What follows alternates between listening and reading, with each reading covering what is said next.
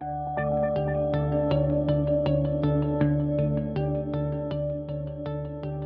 Caracola, un podcast dirigido a todos los amantes del mundo submarino que practiquen su pasión en apnea.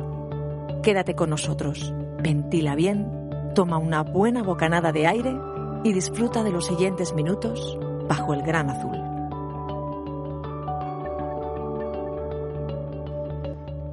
Hola, soy Mario Lázaro y quiero daros la bienvenida a un nuevo episodio del podcast La Caracola, el programa de radio de www.vivirsinaire.es. Si hablamos de baloncesto, tengo que nombrar a Michael Jordan. Si hablamos de atletismo, a Usain Bolt. De tenis, a Rafa Nadal. De boxeo, a Muhammad Ali. De bádminton, a Carolina Marín. Natación, Michael Phelps. Gimnasia rítmica, Nadia Comaneci. O ciclismo, Eddy Merckx. Seguro que te suenan todos estos nombres, ¿verdad? ¿Qué es lo que tienen en común? Todos ellos y ellas revolucionaron su deporte, rompieron marcas, récords, reglas y se convirtieron en leyendas. A esa lista habría que añadir el nombre de nuestro invitado de hoy, que ha conseguido en el mundo minoritario de las actividades subacuáticas hazañas destinadas a muy pocos elegidos. Cuando a un talento innato unes una persona con un afán de superación increíble, una constancia a prueba de huracanes y un don para todo lo que haga bajo el mar, surgen los referentes. Y eso es lo que es Juan Antonio Carballo Díaz, un referente. Juan es una persona del Renacimiento en pleno siglo XXI. De hecho, hay un término actual para definir a una persona con múltiples intereses. Se les denomina personas multipotenciales. Juan es un deportista que hace pesca submarina, saca fotografías fuera y bajo el agua, que pinta y dibuja. Pero lo asombroso de él es que todo aquello que lo hace al 200%. No hay medias tintas para él, o todo o nada, y eso le ha convertido en un profeta en su tierra, arrasando en un deporte como el cazafotosub, donde lo ha ganado todo, siendo uno de esos deportistas a los que sus competidores respetan cada vez que se pone la máscara y se calza sus aletas, y a donde los principiantes acuden porque saben que siempre van a obtener un consejo o una reflexión valiosa. Juan Antonio Carballo vive en la paradisíaca isla de Tenerife, donde sus templadas aguas atlánticas le han visto crecer como deportista y han forjado a una persona con un carácter único. Vamos a conocerle un poco más en profundidad. En esta ocasión se nos alargó la entrevista, por lo que he preferido dividirla en dos partes. Aquí tienes la primera. Buenos días, Juan. Hola, buenos días y bienvenido a La Caracola. Buenos días, Mario. Juan, a ver, ¿por dónde empiezo? Cazafotosub, pesca submarina, no sé, tío, tenemos tanto de lo que hablar y es todo tan interesante en tu vida deportiva. De hecho, mira, cuando estuve preparando la entrevista, llegué a un punto que ya no sabía ni cómo estructurarla, no sabía ni por dónde empezar.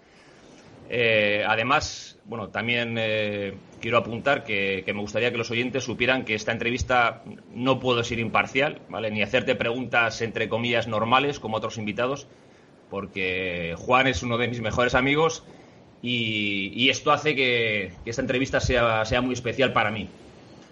Entonces, no sé, que comencemos a hablar, no sé, igual que la gente sepa cómo nos conocimos, ¿no? Que suena un poquito romántico, pero hace ya, yo creo que unos 25 años ya o así, ¿no?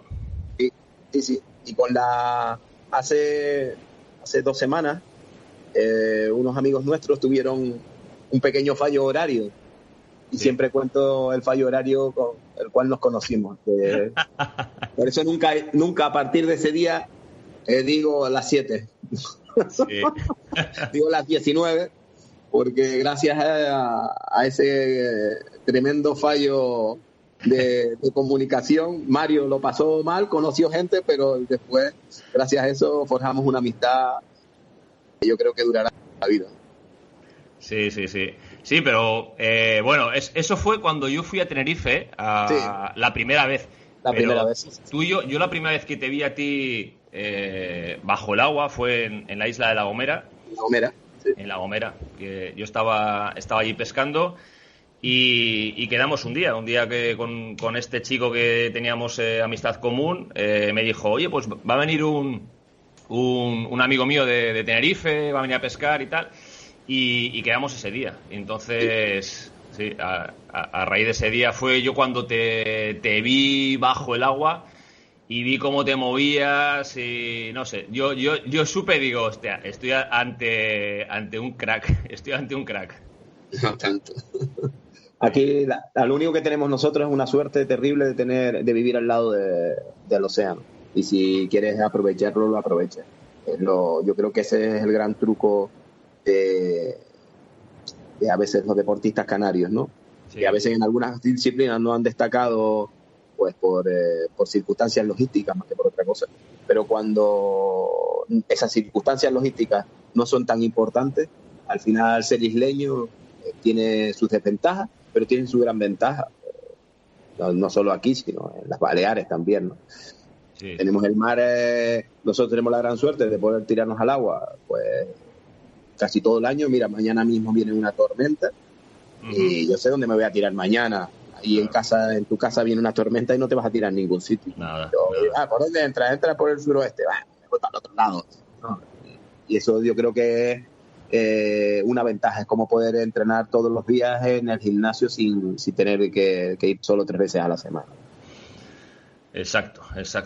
Y mira, me está acordando ahora también de que hace muchos años, cuando estábamos en Tenerife, me acuerdo que había un artista canario que tú conocías y me lo presentaste, y antes de encontrarnos con él me dijiste algo así como, no me acuerdo muy bien las palabras, ¿no? Pero me decías algo como, esta es una de esas personas a las que merece la pena conocer, ¿no? Sí. Yo creo que esa frase me encanta. Sí. Entonces, bueno, yo creo que en el caso de los oyentes se merecen conocerte un poquito más a fondo, no solamente tu carrera deportiva, ¿no? Un poquito más en profundidad lo que es la persona. Entonces, bueno, a través de la entrevista esta, pues vamos a intentar conocerte un poco más, ¿no? Y ver un poco quién está ahí detrás del visor de la carcasa submarina, ¿no? Oye, a ver, para empezar, Juan, antes he comentado en la intro lo del hombre del Renacimiento, ¿no? O multipotencial, que el otro día la verdad que estaba leyendo un artículo y vi la palabra esta de multipotencial y automáticamente ya te asocié, digo, multipotencial, este es Juan. Me encantó la palabra esa. Sí. Entonces, a ver, pero en el artículo venía que no es aquello del quien mucho abarca poco aprieta, o que no se puede estar en misa y repicando a la vez, ¿no?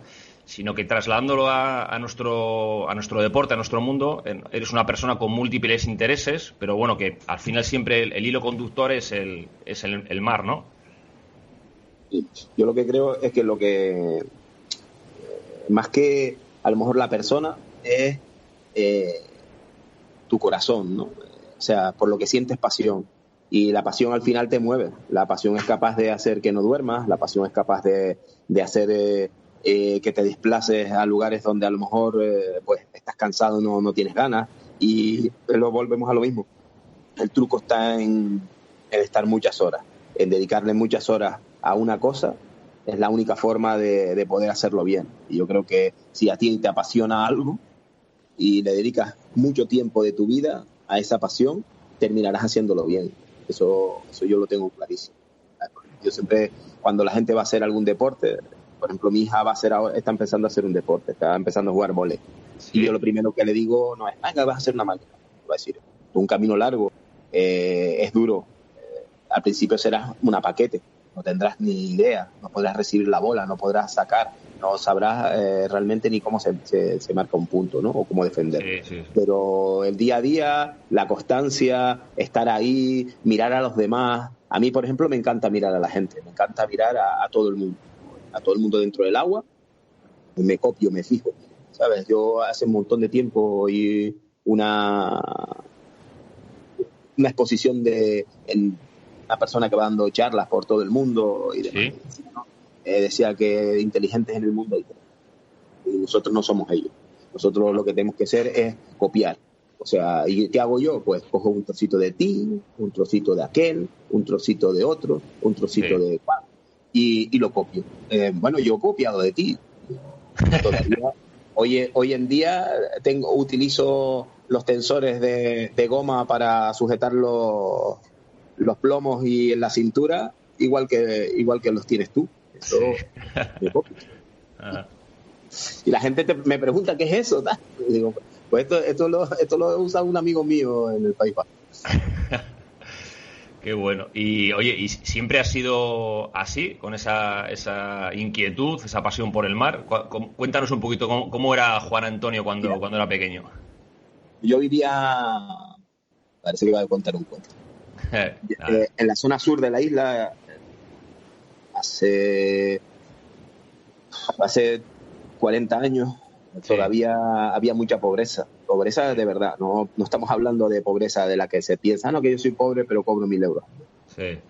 No, pobreza real, la cual yo no tenía ni frigorífico en la casa, ¿no? Nosotros comíamos lo que comíamos al día y poco más. Pues ya desde esa época todo el mundo jugaba al fútbol.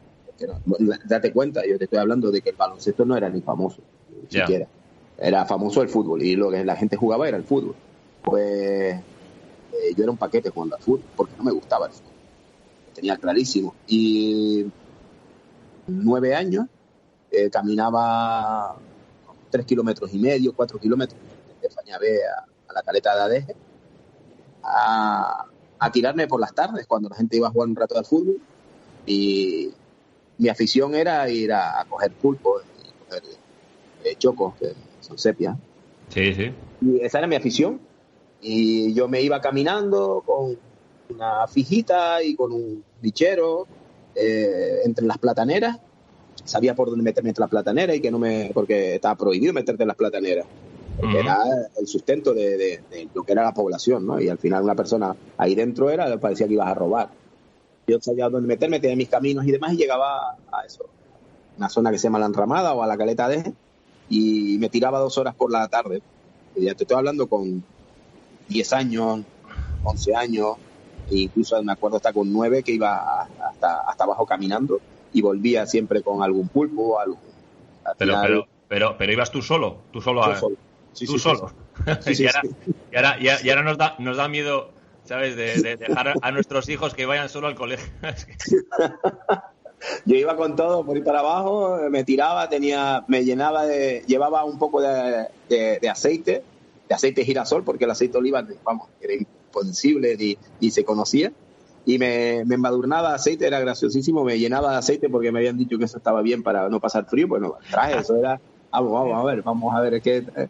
Y tenía una aleta, una que me había encontrado y otra que me habían regalado, unas aletas que no eran ni aletas ni era nada, me las amarraba con una soguita y unas gafas de estas de Telefunken, como digo yo, unas Nenro antiguas con un tubo finito, y con eso me pasaba media tarde yo allí, y los fines de semana pues cuando podía ir, y después a veces iba con mis padres, que les gustaba mucho ir a pescar, y mi padre me dejaba que...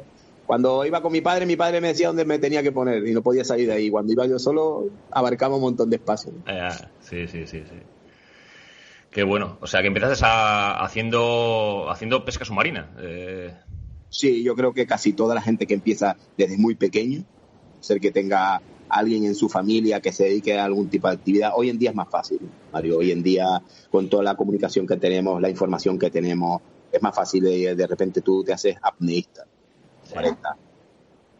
No, y de esto estamos hablando de una cosa totalmente diferente. Estamos hablando de cosas, lo que tú acabas de decir. Lo que nosotros hemos vivido es muy probable que nuestros hijos ni se lo imaginen en su vida, ¿no? Hoy en día nadie se imagina un niño de 10 años caminando 4 kilómetros entre las plataneras a tirarse en un lugar donde no hay nadie, porque ahí no había hoteles, no había nadie, nadie, era salvaje, era como tirarte en un lugar, ¿sabes? A lo mejor en 3, 4, 5 días allí no aparecía nadie. Sí. Y yo estaba solo, yo dejaba mis cosas por fuera, eso de que te roben o que te secuestren, eso no existía. Eso no existía. Podía existir que tú tuvieras un problema. Entonces, claro, yo creo que todo el mundo empieza con lo más básico. ¿Qué es lo más básico para las personas? Y tienen que perdonar los naturalistas y los defensores de los animales, porque yo creo que soy un naturalista, defensor de la naturaleza, de los más grandes. Pero lo más básico que llevamos dentro de la sangre, que el instinto de cazar. De cazar. Uh-huh. Al final somos animales, ¿sabes? Y el instinto de cazar para un niño es como el instinto de defenderse, son cosas que llevamos en la sangre. Yo creo que en esa época, en el cual también es verdad que la información era lo justo y que éramos muy básicos, ¿no?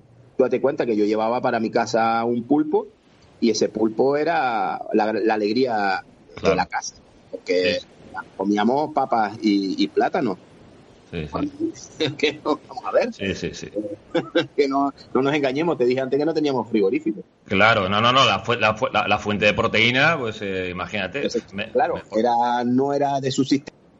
Verdad que era una alegría que yo pudiera llevar a mi casa, pues un alimento fresco y en este caso bastante preciado, ¿no? Como por ejemplo un pulpo o choco. Te cuenta que yo cogía eso y después había hecho con un soporte de una cortina, había puesto un neumático y estilo como si fuera una estiladera, pues me había hecho también, había soldado delante una especie de trípode y me dedicaba a coger pues los chocos, los cogía con eso y también algún lenguado o algunas. Ajá. Estoy hablando de 10, 11 años. Sí. No, al final, sí, además, ahora que comentas que cuando llevas un pescado a casa, a mí me pasaba de pequeño, es que, bueno, en nuestro caso éramos más afortunados porque sí que teníamos frigorífico aquí, pero yo me acuerdo de la cara de satisfacción de mis padres cuando llevas un pescado, ¿no? O sea, cuando tú, digamos que, para ellos es un orgullo ver que un hijo suyo puede, entre comillas, buscarse la vida y conseguir alimento.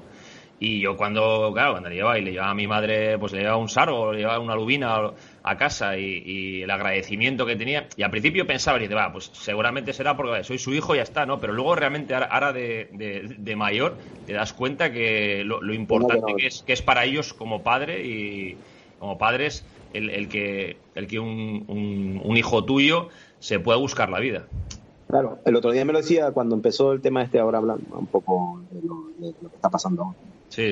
No, empezó el confinamiento y empezaron las locuras, ¿no? De que si iban a haber menos alimentos, que se iban a acabar estos alimentos. Estaba hablando con un amigo en que yo confío mucho y me dice, yo paso miedo con el tema del confinamiento, dice, y un montón de veces pienso en ti.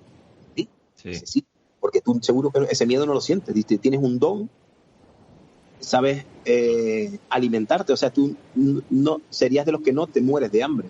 Claro, eso. No te morirías nunca de hambre. Teniendo el mar al lado, eres capaz de hacer cosas que realmente yo no sé hacer. Exacto. Es fácil. Dice, claro, tú lo ves fácil porque tú lo llevas dentro. No es fácil. Eso no es fácil lo que ustedes hacen. Eso de tirarte al mar y sacar la comida para vivir, o sea, si pasa cualquier cosa, sobrevivirías. Serías de la gente de los que saldrían hacia adelante. Nunca te morirías de hambre aquí en Tenerife, por ejemplo. No, muchos se morirían de hambre porque es que ni se imaginan lo que pueden llegar a ser.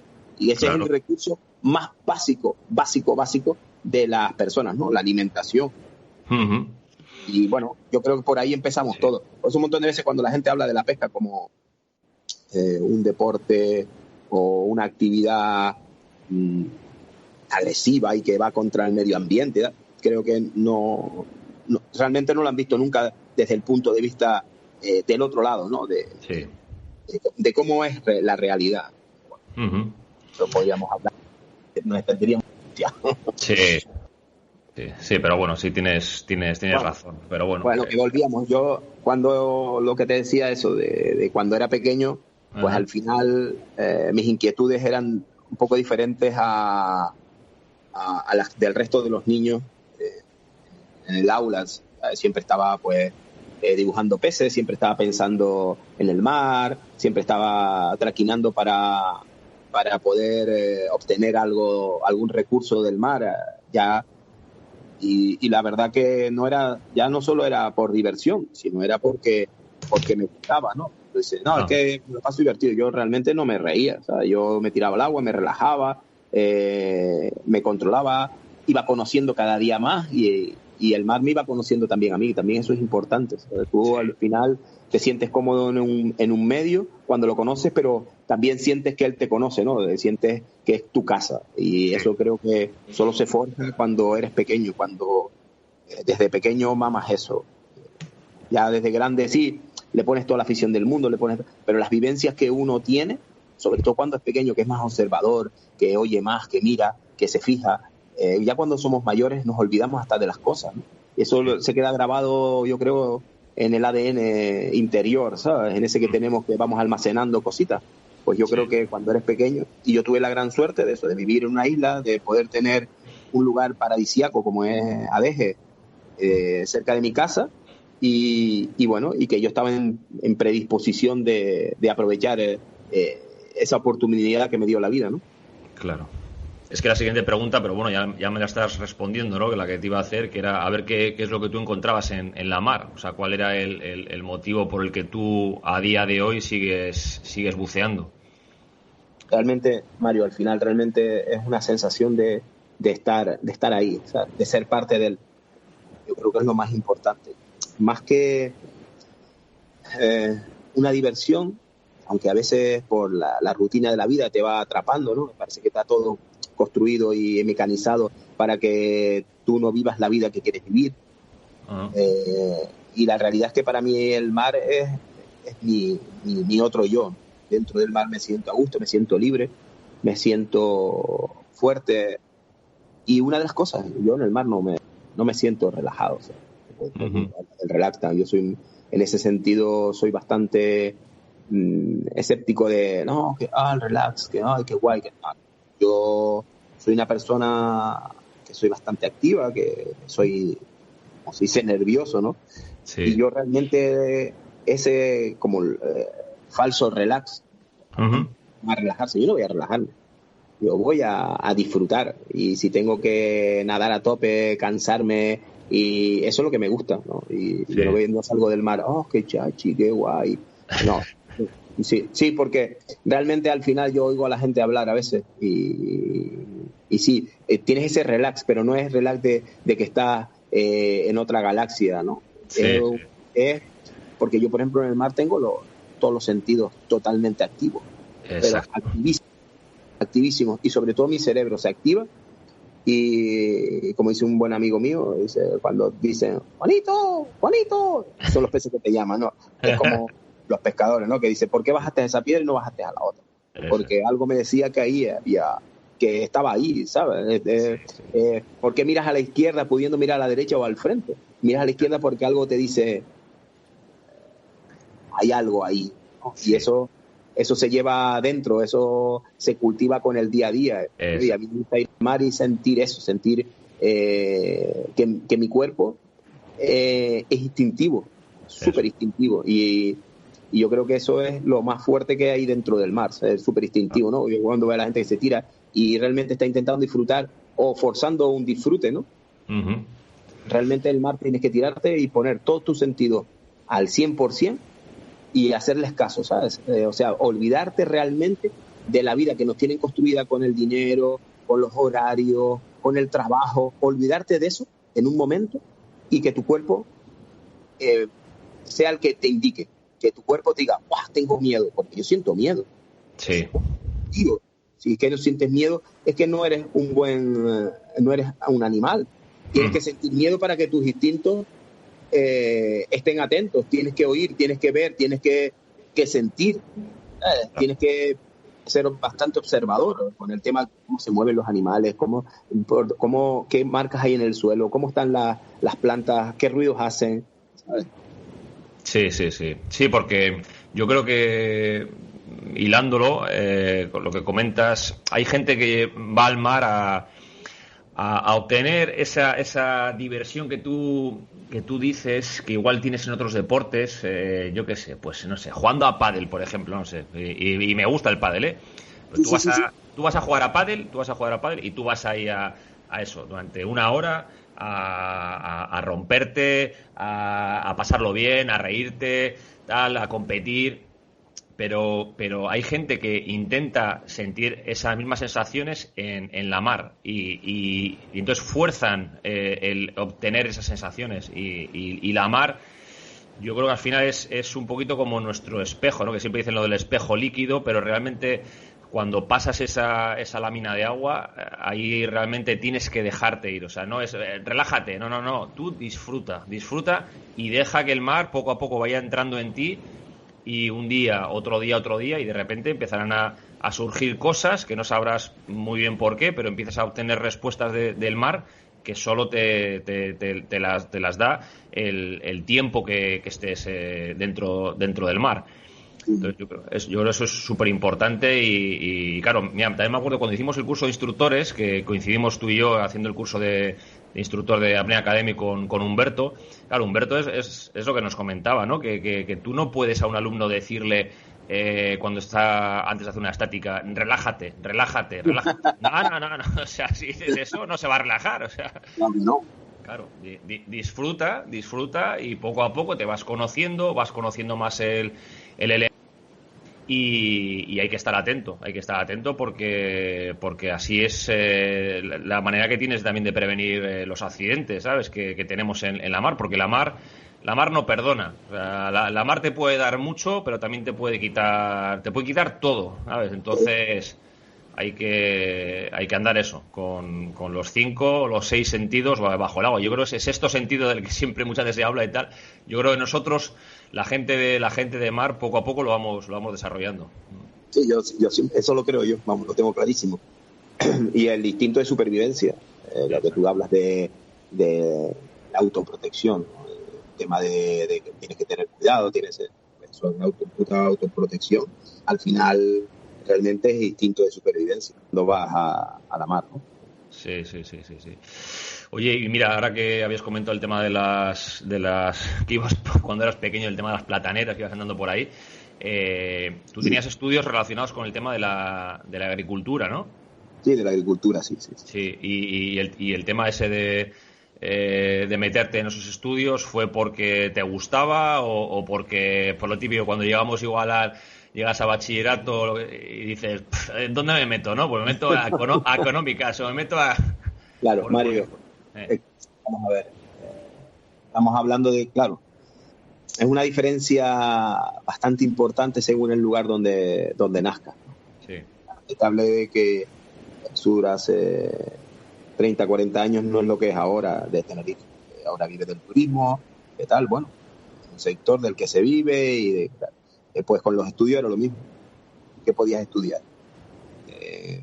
Yo hice el bachillerato y decía, ¿y qué hago?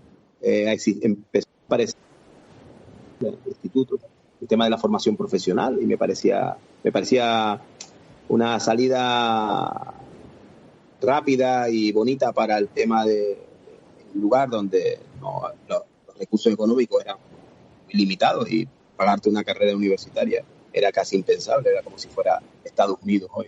Sí. En Canarias antes era complicado. Viniendo de una familia bastante humilde, pues yo solo tenía dos opciones. En el sur solo había, o era administrativo o dedicabas a la agricultura.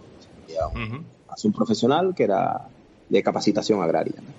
Entonces, ¿qué pasa? A mí no me gustaba el despacho, ¿no? A mí un despacho no me gusta porque me gusta el mar, me gusta la libertad, me gusta la naturaleza, con lo cual yo me veía administrativo. ¿Qué voy a hacer yo en 4 paredes? Yeah. Y mi otra opción, ¿cuál era? Pues la agricultura. Pues empecé por ahí y al final pues, me dio la oportunidad también eso de salir del sur y poder venir al norte de la isla y a la zona metropolitana para poder seguir estudiando. Y gracias a eso también soy lo que soy hoy en día, ¿no? Que a lo mejor si me hubiera quedado allí, hoy en día profesionalmente, laboralmente, no tendría lo que tengo, no sé. Yeah. Y sí, después también me gustaba la naturaleza. Hace mucho tiempo estuve trabajando en fincas, llevando bodegas, me especialicé en enología y la verdad que era una profesión que me gustaba. Una profesión que en una isla que es limitada, con unos recursos limitados, con las tierras en manos de 4 personas con dinero, y tú al final realmente laboralmente es complicado salir para adelante y salir en una familia. A mí también me gustaba hacer otro tipo de actividades y demás, ¿no?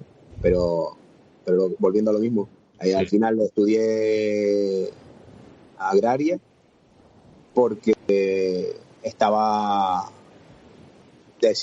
destinado a estudiar eso, porque o estudiaba esto, estudiaba administrativo, no podía hacer otra cosa. O iba a la universidad en ese momento, después tuve la suerte de poder trabajar y poder ir, pero en ese momento era imposible, es inviable, ¿sabes? A mí me hubiera gustado estudiar biología, pero ¿cómo estudias biología en la universidad si no tienes casi para llegar a fin de mes? Es imposible, claro. O sea, eso que no le vendan a la gente en los mundos de Yupi, ¿no? Que el sacrificio con tal, si tienes una universidad al lado, si tienes alguien que se quede contigo, no teníamos para vivir, voy a pagarme un piso en La Laguna y una carrera universitaria. Eso es imposible. A ver, que la gente que tenemos que aterrizar. Hoy en día las cosas son totalmente diferentes, pero hace 30 años no eran así. Sobre todo aquí, en otros lados, si vives en Madrid, lo más seguro, o en Barcelona o por ahí, lo más seguro que era más fácil, ¿sabes? Pero aquí en Tenerife no era fácil. No era fácil porque tardabas 2 horas y media en un coche que nadie tenía coche para llegar al límite donde está la universidad. Sí. Te ves abocado a estudiar pues lo que hay. Pero bueno, a mí me salió bien y fue una profesión que en su momento me gustó, que todavía que hoy en día me sirve para mi vida profesional, porque en el destino en el que estoy, pues me sirve, con los conocimientos que adquirí, pues todavía los tengo. Y también me sirve para el mar también. Desde siempre lo miro desde el monte, como digo yo. Sí. No, al final yo creo que cualquier conocimiento que tengas en esta vida, al final, en algún momento lo vas a poder aprovechar. Incluso, yo cuando igual estoy con mis hijas y estamos igual repasando alguna materia o estás explicándoles algo y en el fondo dices, pues si esto realmente no les va a valer para nada. Pero sí que les va a valer. Solamente el hecho de que se esfuercen en aprenderlo ya les está dando una lección. Es sumar. Claro, sumar. Eso es. Sí, eso es sumar. Meter a la mochila poco a poco cosas y al final en algún momento de la vida te va a venir bien. Pero bueno, oye, hablando de niños, de pintar, estoy viendo los dibujos que has colgado en Facebook últimamente y yo me acuerdo de que cuando nos conocimos, yo la verdad que no vi ningún dibujo ni ningún cuadro tuyo, pero me estoy quedando alucinado con el realismo que tienen, ¿sabes? Sobre todo porque la mayoría que he visto es con la técnica, déjeme si me equivoco, es como el tipo carboncillo, ¿no? En blanco y negro. Sí, es la más sencilla, la más fácil, la más rápida.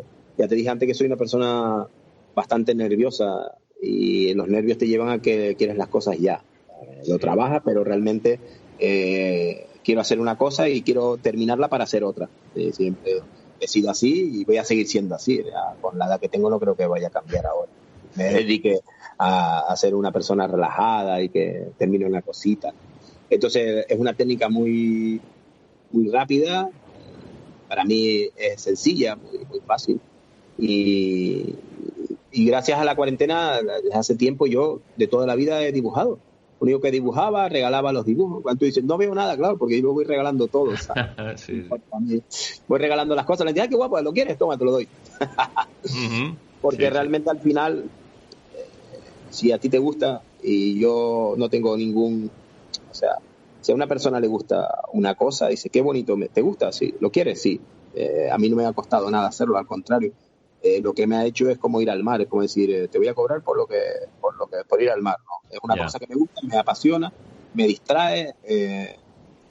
Una cosa que hago es fijarme, gracias a los dibujos, me voy fijando por ejemplo, si te das cuenta, casi todos son peces y casi todo son mis fotos. Son tus fotos, ¿no? Eso es. Es un proyecto que tengo cogiendo un poco el hilo del dibujo. Es un proyecto que tengo hace un montón de tiempo en la cabeza. Lo único que, claro, en la casa tengo muchos proyectos. Y claro, como soy un poco anárquico, al final los proyectos no se convierten en nada, se quedan simplemente en proyectos.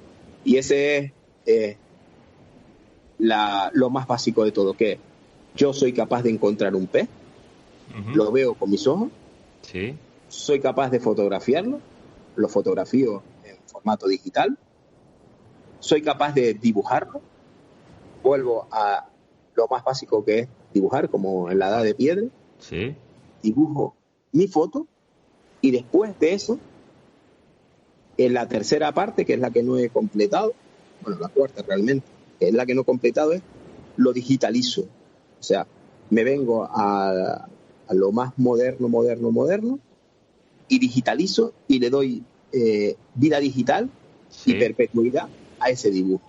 Ajá.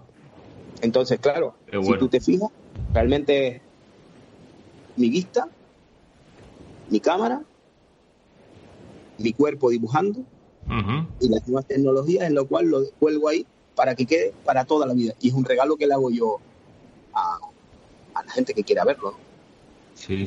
Y realmente mi proyecto era ese, mi proyecto era poder explicarle a la gente que tú puedes encontrar eso, bicho, que puedes encontrar una foto, y realmente era un proyecto un poco diferente, ¿no?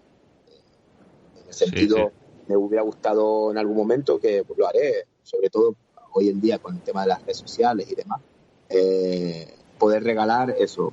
Les voy a regalar pues esos dibujos que tengo, la foto de donde se salió, el mismo dibujo y la siguiente técnica, que es digitalizar. Tuve una temporada intentando aprender, algunos compañeros me han dado algunos trucos para cómo digitalizar y darle una vida totalmente diferente.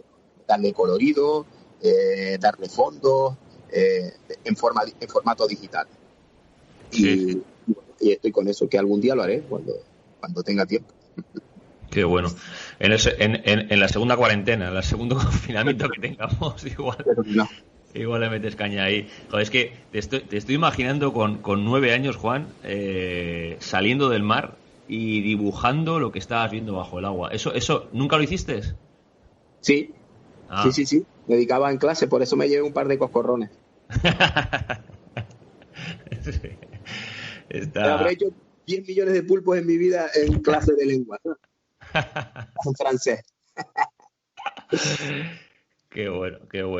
Bueno, pues eso, al final mucha gente te conoce por los logros conseguidos en el tema de la caza Photosub, ¿no? Que para quien no lo sepa es realizar fotografías submarinas en apnea, ¿no? Y capturar especies bajo el agua. Luego, si no, ya hablamos un poquito más al detalle. Pero, o al menos yo creo que ha sido como más mediático por estos títulos, pero en la época que yo te conocí, tú eras uno de los mejores pescadores submarinos que ha dado Canarias, ¿no? Entonces, no sé si nos puedes contar un poquito cómo fue esa etapa tuya de pescador submarino y luego hablamos de cómo fue el paso al tema de la caza Photosub. Sí, realmente la pesca submarina, como te expliqué antes, fue una pasión de pequeño. Y tuve la gran suerte de la zona sur, en la Caleta de conocer a dos grandes pescadores que nos forjamos juntos, Octavio y Raúl, y nos dedicamos a pescar. Leíamos lo que podíamos, lo que nos llegaba, algo de revistas, temas, nosotros nos inventábamos cosas. Tuvimos la suerte de poder adquirir una barca, una Zodia pequeña, y me acuerdo con 16 años, 17, sí, con 17 llegábamos a cotas de más de 30 metros haciendo una técnica de pesca submarina que se llama el trenecito, ¿no? Uno la agarraba por los tobillos y que no es nada porno, ¿eh? No es nada. Pero que suena raro, ¿sabes? Suena raro. El maquinista.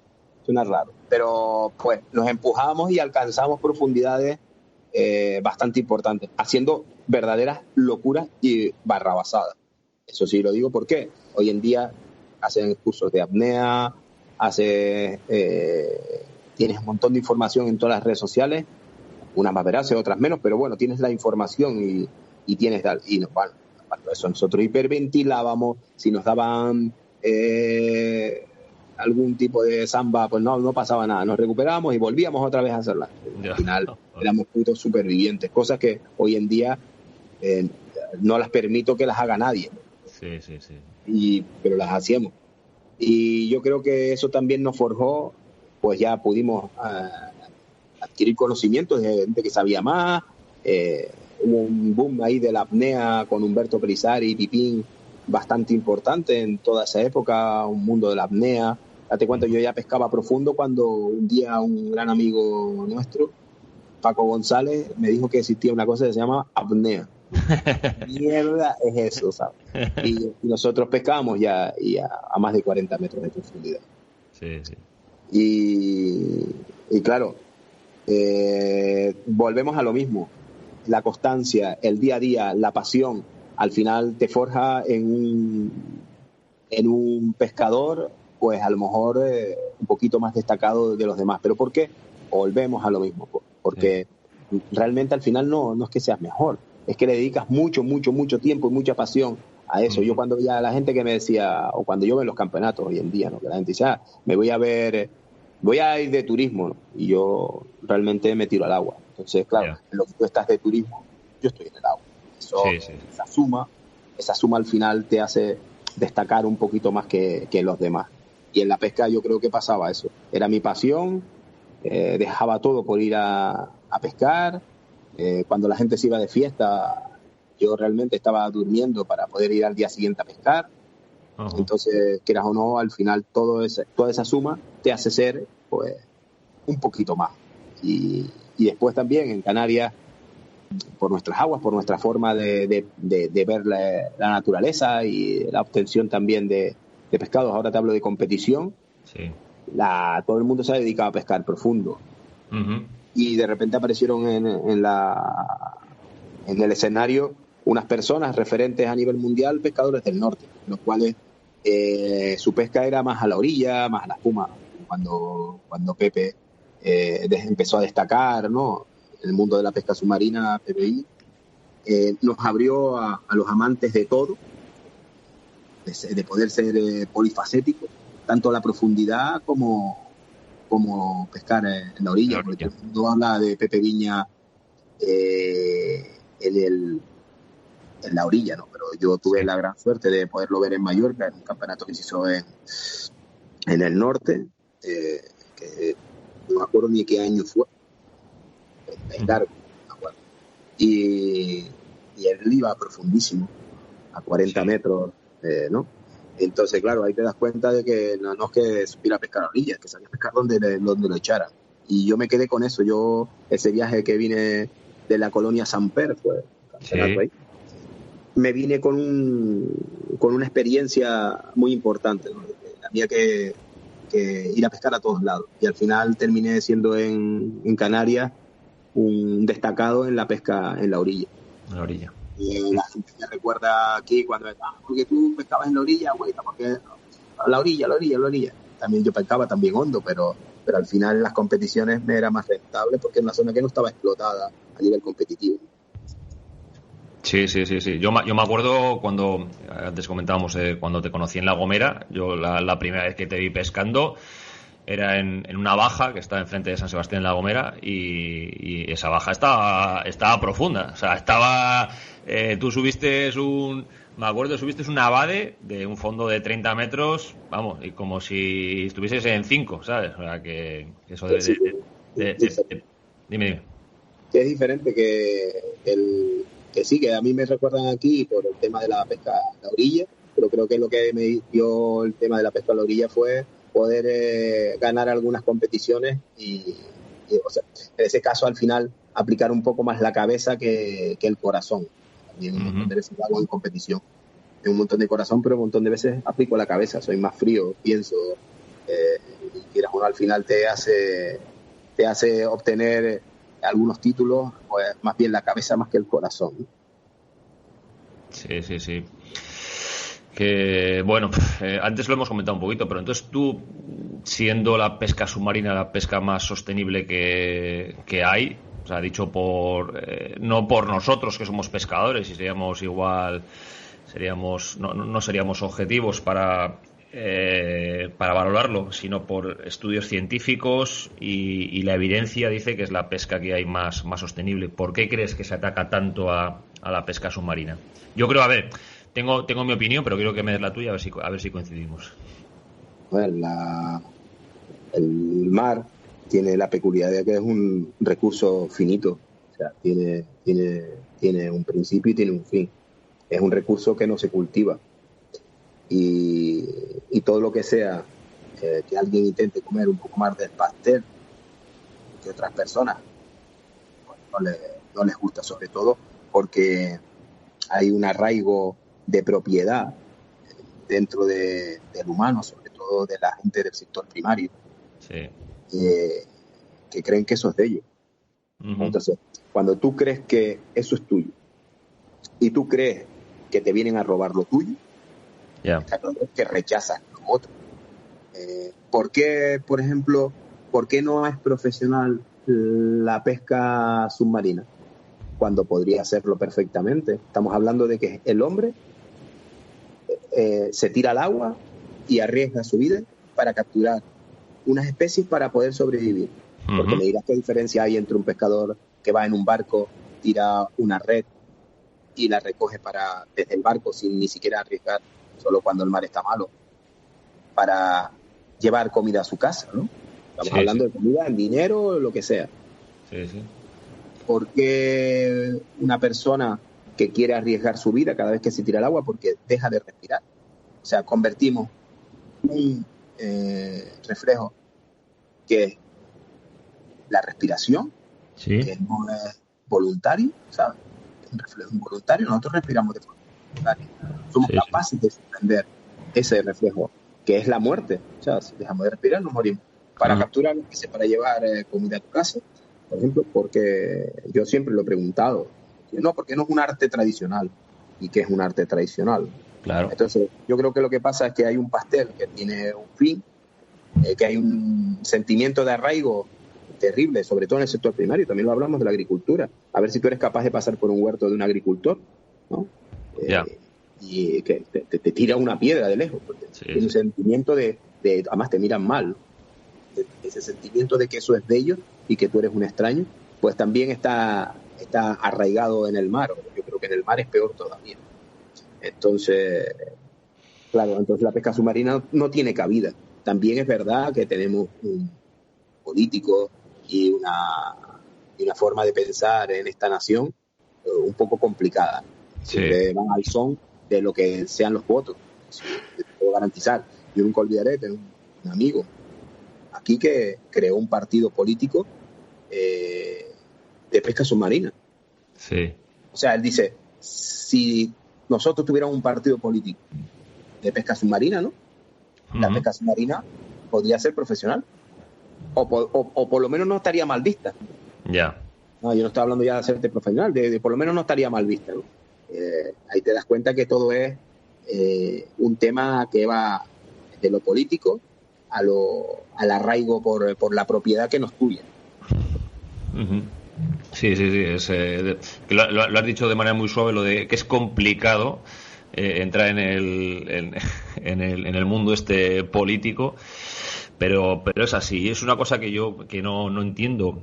Mira, yo tengo un alumno, William, es un chico que asistió a uno de mis cursos en Galicia, y ahora él volvió a su país, a Ecuador, y en Ecuador William se dedica profesionalmente, pues está permitido en Ecuador practicar la pesca submarina.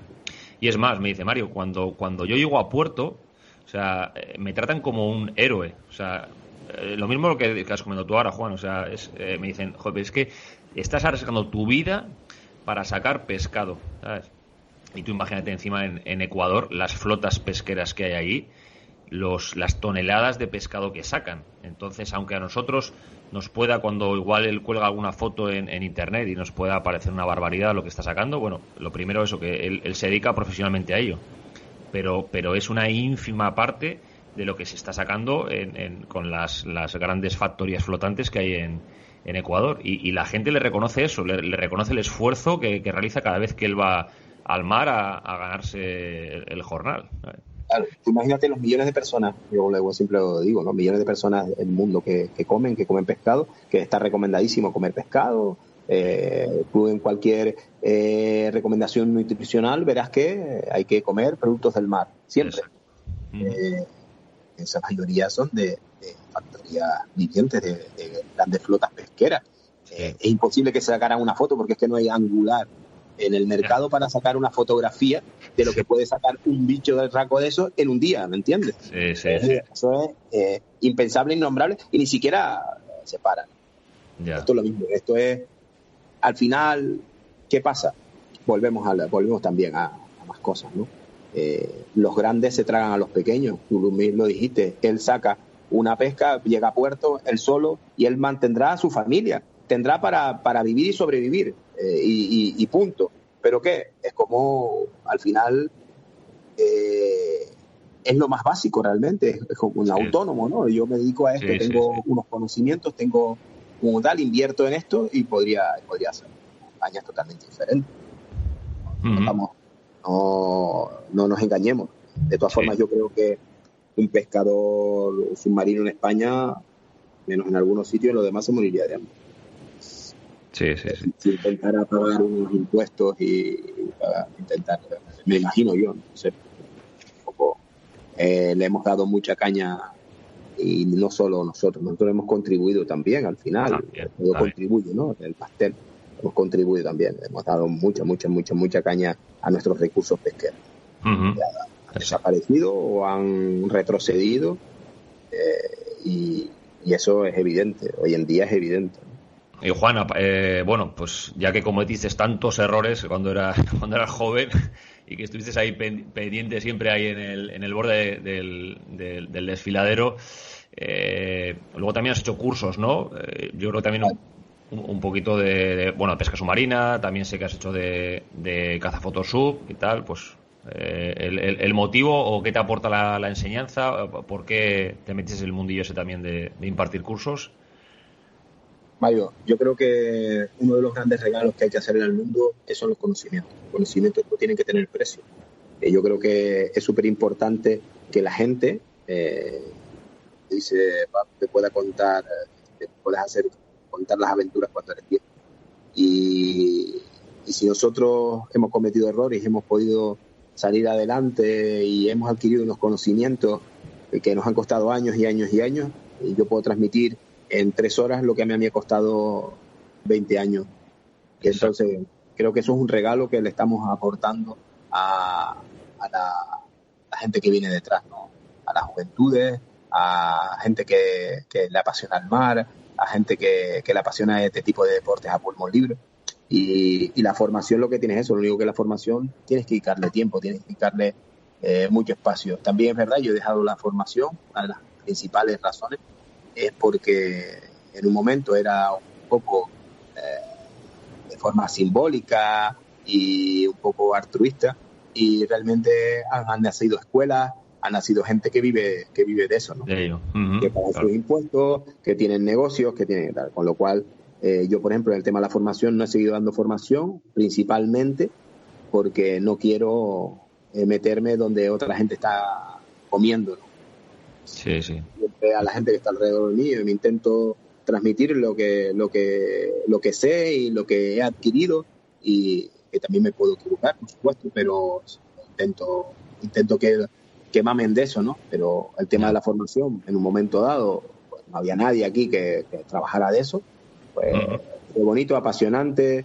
El tema de la pesca submarina es increíble, porque he visto que alumnos míos son referentes ahora a nivel de Canarias, ¿no? Alguno ha tenido no sé, el tacto de decir, estoy aquí gracias a ti. Gracias a ti. Ayer me dijiste que se respiraba así, que se hacía así, que el fusil se cogía así, y son referentes, los veo ahora en Facebook, Instagram, gente ganando campeonatos de Canarias, etcétera, y que fueron alumnos míos. Entonces, eso la verdad que no sé, te sientes como, te llena, porque dices, joder, pues sí es verdad que lo supe transmitir, porque tengo un par de pibes ahí que hicieron curso conmigo, que son los punteros hoy en día, ¿sabes? Sí. Sí, al final, además yo creo que un buen maestro, no eso, que cuando uno enseña, dos aprenden, ¿no?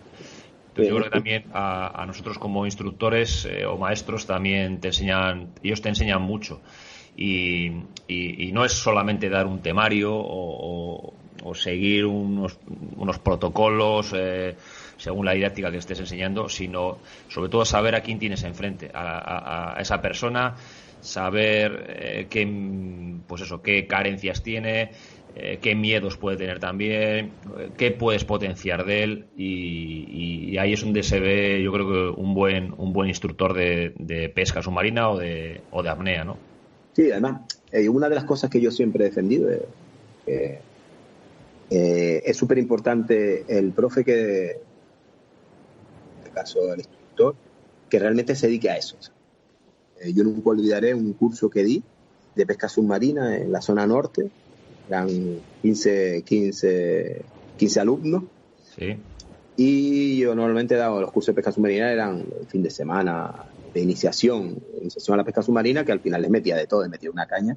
Era viernes por la tarde, todos los sábados y el domingo por la mañana. Y invertimos porque fue el campeonato de Tenerife, la final del campeonato de Tenerife. Ajá. Y invertimos, porque claro, competía yo el sábado por la mañana. Entonces lo hicimos al revés un poco y fuimos en viernes, hicimos tal. Tuvimos la suerte de que el curso lo dimos en la zona del PRI, Taboro, y la zona de competición era debajo, ¿no? Y ellos pudieron ver a la gente con las ollas moviéndose, entrenando y demás, los pibes, ¿no? Y al día siguiente fue el campeonato por la mañana. Y después por la tarde teníamos clase, la piscina y demás. Ajá. Y tuve la gran suerte, el campeonato me lo preparé y demás, y que acudieron a ver el pesaje del campeonato, pues todos, mis alumnos. Y yo gané el campeonato de Tenerife. Qué bueno. Y ahí me quedé campeón de Tenerife, había ganado 2 de las 3 pruebas y demás y tal. Y allí mismo dieron la clasificación y tal. Claro, cuando ellos por la tarde, personas que están empezando, se enfrentan a que han visto como su profesor acaba de ganar a todos los que ellos ven en las revistas y demás, y acaba de ganar el campeonato de Tenerife, es el campeón de Tenerife de ese año. Quieras o no, la motivación con la cual te miran y quieren hacer lo mismo que tú dices blanco y ya es blanco. Claro, ¿sabes? claro. No hay, entonces también eso es importantísimo. Un montón de veces cuando veo los deportes, no, soy un aficionado terrible al baloncesto, pero ¿tú juegas baloncesto? No. Entonces, realmente sí, eres aficionado porque lo que te gusta es ver un espectáculo. El deporte no lo vives, ¿no? En nuestra actividad es totalmente diferente. Veamos a lo mismo antes. El mar es otra cosa. Entonces, en el tema de la enseñanza, también yo aplaudo a gente que está allá arriba y que es capaz de formar. Al final, los alumnos terminan totalmente diferentes. Claro. No, tienes es diferente. Tienes sobre todo el tema de la pesca, ¿no? Sí, tienes una gran responsabilidad, es lo que siento yo. A ver, y tú tienes que estar en un curso. A ver, yo tengo ahora mismo alumnos que bajan más que yo ya. Claro. Por supuesto. Y eso es lo bonito. Eso es lo bonito, eso es. Pero sí que cuando una persona va a un curso contigo, tiene que saber que tú estás en condiciones físicas y que estás óptimo para poder impartir un curso, ¿sabes? Que un curso de apnea o de pesca submarina no se imparte solamente en el aula. Entonces, yo creo que tenemos una gran responsabilidad y yo lo tengo clarísimo, Juan. El día que yo no pueda bajar en condiciones y asistir a mis alumnos bajo el agua, dejaré de dar cursos de apnea. Yo lo tengo clarísimo también. Estoy contigo en eso, ¿no? El profesor tiene que estar ahí. Tiene que saber a dónde llega y lo que es, ¿no? Y uno tiene que confiar en él, tiene que ver que él es la persona que sabe moverse dentro del agua. Hemos tenido la gran suerte de poder asistir a su instructor, Roberto, y creo que eso lo pudimos tomar. Porque en ese caso vivimos en una familia que todo el mundo respira lo mismo, el tema de Apnea Academy. Que todos vivimos más o menos lo mismo. Somos responsables en ese sentido y estamos formados y preparados para afrontar ese tipo de batalla. Hasta aquí la primera parte de la entrevista a Juan Antonio Carballo. Antes de despedirme, te quisiera pedir un pequeño favor, y que solo te tomará un par de minutos. Si te ha gustado esta entrevista y quieres que continúe entrevistando a más invitados como Juan, la mejor forma de motivarme es que reenvíes por WhatsApp el enlace de iVoox o de la plataforma que utilices para escucharme. Si además lo compartes en tus redes sociales, como por ejemplo Instagram o Facebook, con tus amigos y amantes de la mar, haremos llegar a mucha más gente toda esta valiosa información.